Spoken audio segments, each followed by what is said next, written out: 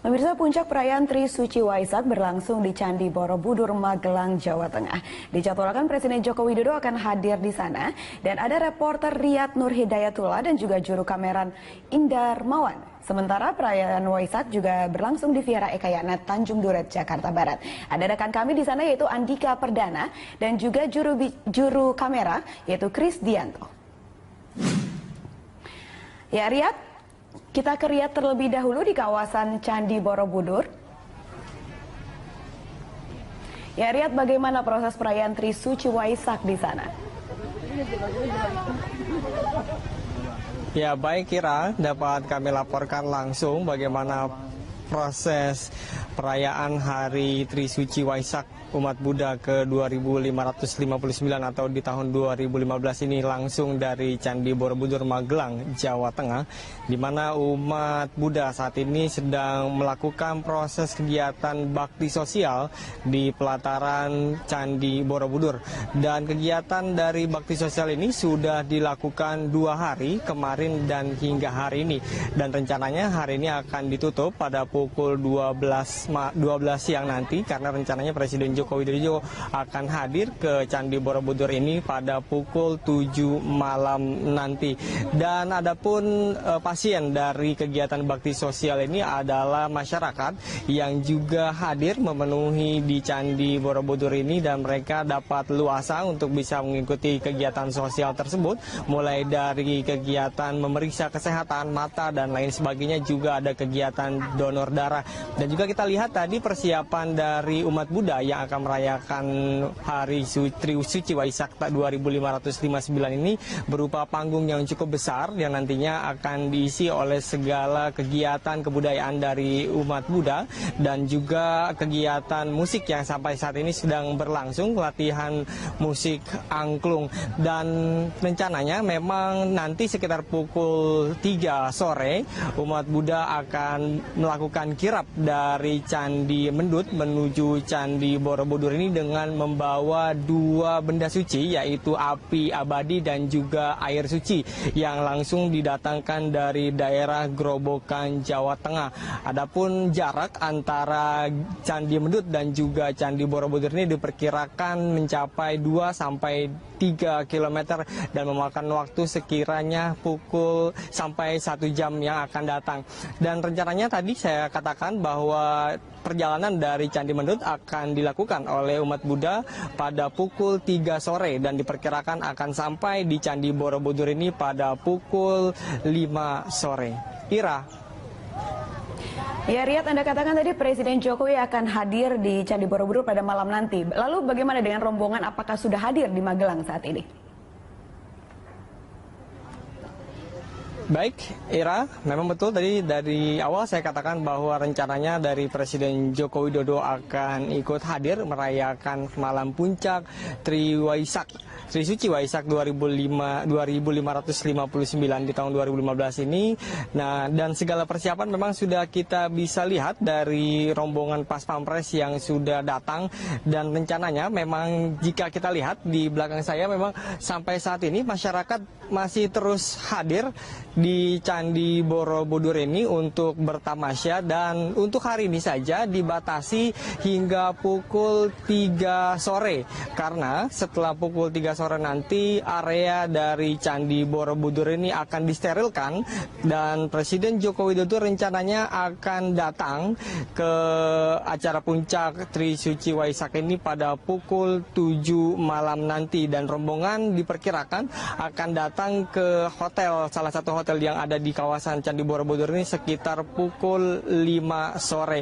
Dan berbagai persiapan sudah kita lihat, mulai dari sterilisasi tempat dan penempatan Pas Pampres di berbagai sudut Candi Borobudur untuk menjamin keamanan perayaan Hari Trisuci Waisak 2559. Ira. Ya, dari Candi Borobudur kita beralih ke Vihara Ekayana di Tanjung Duret, Jakarta Barat. Di sana ada rekan Andika Perdana dan juga juru kamera Kris Dianto di sana. Ya, Andika, bagaimana prosesi perayaan Waisak di Tanjung Duret? hingga siang hari ini prosesi ataupun ibadah ini untuk merayakan dan memperingati Hari Waisak yang dirayakan oleh umat Buddha IRA sudah tadi berlangsung beberapa prosesi dan tadi telah selesai dilaksanakan prosesi puja bakti Waisak yang dimulai pada sekitar jam setengah 10 tadi. Ini merupakan ceramah yang disampaikan oleh biksu yang tadi disampaikan mengenai berbagai macam topik dan isu termasuk mengenai toleransi beragama dan berbuat kebaikan untuk dunia.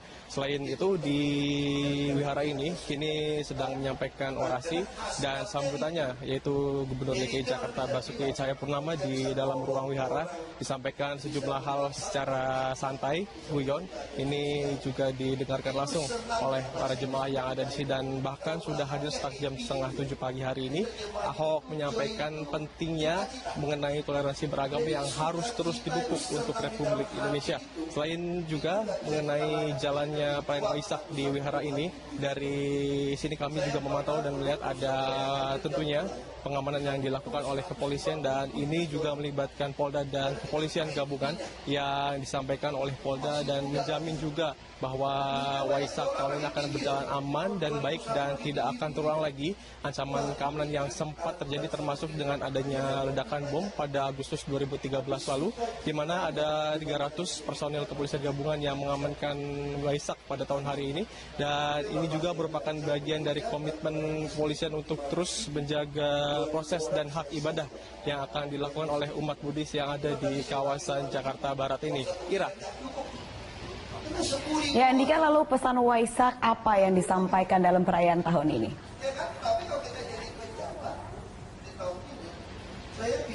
Pesan Waisak yang tadi disampaikan oleh biksu di sini, kami akan membacakannya dengan tidak mengurangi kalimatnya sedikit pun, yaitu Dharma Pelindung Dunia, di mana Buddha menyebutkan bahwa Dharma Pelindung Dunia ada dua. Yang pertama adalah sikap batin yang merasa malu bila melakukan perbuatan baik yang salah melalui pikiran, ucapan, ataupun yang kedua, ini adalah sikap batin yang merasa takut adanya perbuatan salah ataupun juga ucapan yang salah, yang ini tentu juga berakibat dan berikan dampak pada kehidupan di dunia ini. Ini merupakan ruh dan pesan utama yang disampaikan untuk membuat kebaikan lebih banyak di dunia dan tentunya tadi disampaikan juga sejumlah pesan lain termasuk mengenai toleransi beragama yang disampaikan oleh biksu bahwa ini penting masih terus harus dipupuk di Republik Indonesia karena ini sesuai dengan nilai kebinekaan yang masuk dalam Bhinneka Tunggal Ika dalam Pancasila yang seperti kita ketahui juga kemarin pada 1 Juni 2015 ini merupakan hari kelahiran Pancasila yang sudah 70 tahun lamanya Pancasila ada di Republik Indonesia yang menurut dan diharapkan oleh para pendiri bangsa termasuk Presiden Soekarno pada masa itu bahwa nilai kebinekaan dan keberagaman harus bersatu di Republik Indonesia. Sementara demikian Ira, kami kembalikan ke studio. Ya, terima kasih Andika atas laporannya. Pemirsa, demikian laporan Andika Perdana dan juru kamera Kristianto. Dan juga sebelumnya ada rekan Riyad Nur Hidayatullah dan juru kamera Indarmawan dari Candi Borobudur, Magelang, Jawa Tengah.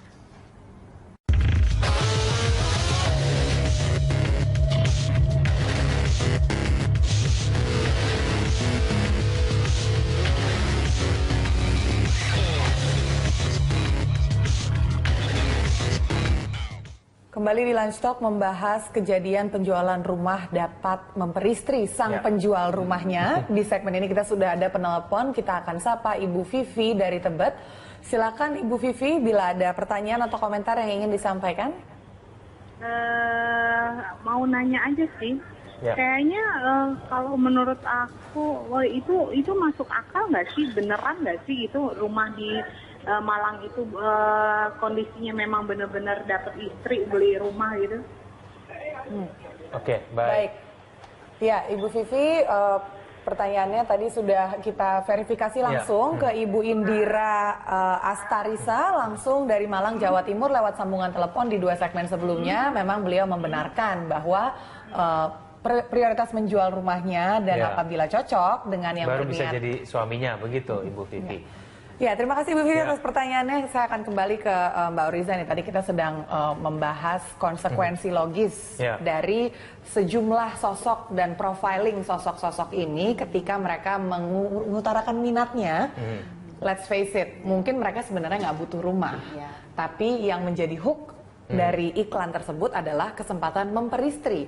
Mbak Indira Astarisa ini yang kita ketahui mantan model dan memampang fotonya di situ yang memang cantik jelita seperti itu. Jadi bagaimana dia harus menyikapinya nih Mbak? Kita bicara dari dua sisi. Kalau dari sisi si penjual rumah gitu ya, si calon pembeli juga mungkin bisa memberikan suatu asumsi, mungkin gitu ya, bahwa kalau ada beberapa kepentingan sekaligus yang disampaikan lalu ingin untuk diselesaikan sekaligus, bisa jadi melatar belakangi seseorang tersebut mungkin frustasi, mungkin exhausted, lelah mental dan sebagainya gitu. Itu yang harus diwaspadai, asumsi, ya kan. Bagi si penjual rumah terhadap si calon pembeli juga hati-hati. Tadi yang seperti sudah disampaikan sama Mbak Amanda, bisa jadi mungkin niatnya tidak tulus untuk memperistri juga, tetapi ada motif-motif lain yang kalau kita bicara secara psikologi ada 1000 motif yang bisa melatar belakangi perilaku seseorang loh gitu. Sesederhana misalnya kenapa saya pakai baju biru, sesederhana kenapa Mbak Amanda pakai baju pink, itu ada 1000 alasan. Jadi apalagi sudah terbaca semacam ini gitu, bahwa kemungkinan ada frustasi mungkin ya, udah pengen cepet-cepet mungkin ya, takutnya tidak bisa berpikir secara jernih, baik si penjual maupun si pembeli gitu. Jadi itu yang harus dipertimbangkan. Nah, ini bukankah berarti membuat lelaki yang ingin membeli ini bisa menambahkan motivasi dia untuk mengatakan bisa bahwa negatif ya, begitu. Gitu maksudnya. Itu yang harus diwaspadai gitu. Tentu negatif ya. Bisa negatif. Karena kan laki-laki juga cukup rasional. Kalau dia mau beristri itu, saya kira tidak, kecuali pelacur ya. Tapi pada umumnya laki-laki yang mau kawin itu tentu dia mempertimbangkan. Sama halnya perempuan, dia sekarang ini dia mencari orang-orang yang terbaik. Tadi seperti bibit, bobot dan bebet itu sendiri. Laki-laki juga demikian. Jadi dia juga melihat sebab ini jodoh ini sebenarnya adalah suatu ikatan yang luhur yang untuk sepanjang masa. Dan itu sangat agung. Ini kita berasumsikan kalau laki-lakinya beneran mau memperistri, yang sedang kita perhitungkan tadi kalau disinilah yang saya katakan itu pentingnya ada check and recheck. Tadi itu kalau kita memegang nilai-nilai lama itu harus kita mencek siapa bibit orang ini, kemudian lingkungan, bebetnya itu lingkungannya bagaimana. Gitu. Mungkin yang membuat masyarakat sanksi adalah Ibu Indira ini kan satu individu, bagaimana dia akan melakukan background check seperti dia kan itu. punya saudara, dia punya saudara. Tapi itu tidak apa? terjadi ya pada sebelumnya ya Mbak Wina yang akhirnya tidak jadi menikah. Akhirnya tidak jadi menikah. Saya kira kena tipu. Saya kira saya memberi apresiasi pada Mbak Wina. Kenapa? Ketika sudah mau bertemu, kemudian dia lihat ini siapa bebetnya ini. Ternyata dia punya istri yang nggak jadi deh kalau begitu. Jadi saya kira perempuan itu juga harus semakin rasional, harus memprotek dirinya. Karena sungguhnya kalau dia tidak memprotek dirinya dengan bisa dia sendiri atau menggunakan orang lain atau keluarga dan sebagainya, yang akhirnya dia korban kan Pak. Tapi itu cukup membuktikan bahwa ada laki-laki yang ternyata motifnya nggak baik gitu awalnya. Awalnya dia mengaku tidak sudah available, tapi ternyata terakhir-terakhir baru ketahuan. Dan ini mengkonfirmasi kekhawatiran sesi keamanan dari saya kira hal ini Satu, kalau Bobot tadi itu yang dari Lampung itu calon suaminya Wina kan oke. Kemudian juga Bibit oke. Yang nggak oke itu adalah bebet. Bebet itu apa? Lingkungan ya. Ternyata di lingkungan itu ada istri dia. Berarti kan dia niatannya juga udah nggak baik dong. Karena udah punya istri kok masih ngelihat iklan-iklan kayak gitu. Laki-laki itu pada hakikatnya, pada dasarnya laki-laki itu bukan monogami, dia poligami. Dia kepingin 1-2 gitu. Waduh, nanti Mbak Odisa kita tahan dulu ya. Dan yang bahaya sih Mbak Indira ini kan nggak bisa menyaring. Ini laki-laki ini motifnya poligami atau monogami, mana tahu ya kan. Baik, kita akan sapa nih, sudah ada penelpon berikutnya ya. Iya, ada Ibu Narsi ya dari Bekasi. Selamat siang Ibu Narsi. Halo, iya selamat siang. Iya. Terima kasih atas kesempatannya. Menarik sekali ya bahasannya mengenai beli rumah bonus pemilik. yang saya tahu sudah ada 2 wanita yang mengiklankan rumah bonus dirinya sendiri ya, dari Sleman dan dari Malang. Saya pikir apakah ini memang tren masa kini sehingga wanita yang sejatinya dipilih, kenapa justru seperti komoditi ya yang ditawar-tawarkan seperti itu? Apakah memang sudah ada pergeseran nilai sosial atau nilai budaya serta adat ketimuran kita, atau ini hanya justru hanya sekedar ikut-ikutan cari sensasi, atau memang akibat dari himpitan ekonomi? Mohon penjelasannya kalau dilihat dari sisi sosiologi dan dari sisi psikologi, fenomena apa ini ya? Oke, baik. Terima kasih, Terima Ibu kasih. Gunarsi dari Memang Bekasi. ini yang sedang kita coba formulasikan dari tadi ya.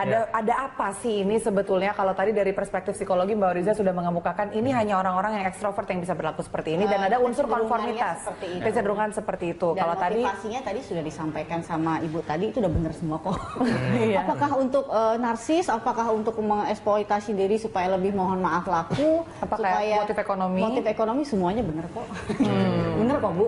Gitu.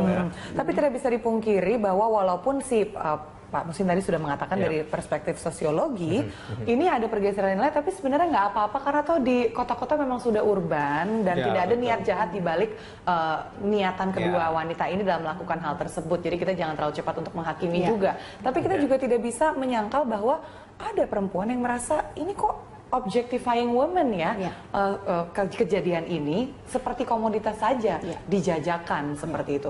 Bagaimana seharusnya Mbak Indira dan nama ini Mbak Wati, saya akan tanyakan ke Mbak Riza, menyikapi prejudis seperti itu, walaupun kita ketahui bukan itu niatnya. Jadi intinya kembali lagi sekedar diingatkan tadi bicara mengenai perspektif dan persepsi. Satu, jadi kalau udah seperti ini kondisinya, paling tidak gini, kalau psikolog mengamati, satu, tidak membahayakan diri sendiri, itu dulu yang dipegang. Mau ngapain, yang penting tidak membahayakan diri sendiri. Yang kedua, tidak membahayakan orang lain. Yang ketiga adalah sesuai dengan norma sosial dan tuntutan masyarakat. Itu aja dulu yang intinya itu.